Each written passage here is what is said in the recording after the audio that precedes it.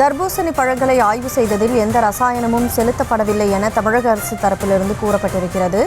தர்பூசணியில் ரசாயனம் செலுத்தப்படுவதாக சர்ச்சை எழுந்த நிலையில் தமிழக அரசு விளக்கம் அளித்திருக்கிறது.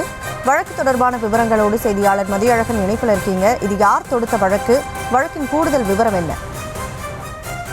தர்பூசணி பழங்களின் நிறத்துக்கும் சுவைக்கும் ஊசி மூலம் ரசாயனம் செலுத்தப்படுவதாக கூறி மக்கள் மத்தியில் அச்சத்தை ஏற்படுத்தியதாக உணவு பாதுகாப்புத்துறை அதிகாரி மீது நடவடிக்கை எடுக்க கோரி செங்கல்பட்டு விவசாய நலச்சங்கத்தின் தலைவர் வெங்கடேசன் என்பவர் சென்னை உயர்நீதிமன்றத்தில் மனு தாக்கல் செய்திருந்தார். அதில் அதிகாரிகள் வேண்டுமென்றே பொதுமக்களிடையே தவறான பிரச்சாரத்தை பரப்பியதால் தர்பூசணி பழங்களுடைய விற்பனை கடுமையாக பாதிக்கப்பட்டதாகவும் விவசாயிகளுக்கு பெருமளவில் பாதிப்பு ஏற்பட்டுள்ளதாகவும் தெரிவிக்கப்பட்டுள்ளது.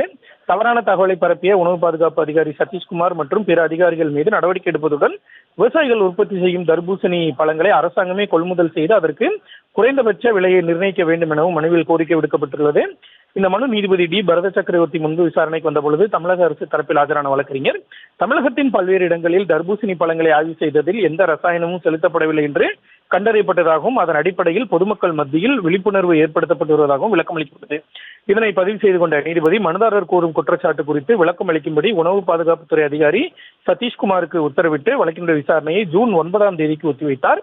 மேலும் தர்பூசணி விவசாயிகளுக்கு ஏற்பட்டுள்ள பாதிப்பை ஈடுகட்டும் வகையில் தர்பூசணி பழங்களில் எந்த ரசாயன மருந்தும் சேர்க்கப்படவில்லை என்று பொதுமக்கள் மத்தியில் விழிப்புணர்வு ஏற்படுத்தும் வகையில் அனைத்து ஊடகங்களிலும் விளம்பரம் கொடுக்க வேண்டும் என்றும் தமிழக அரசுக்கு நீதிபதி உத்தரவு பிறப்பித்திருக்கிறார்.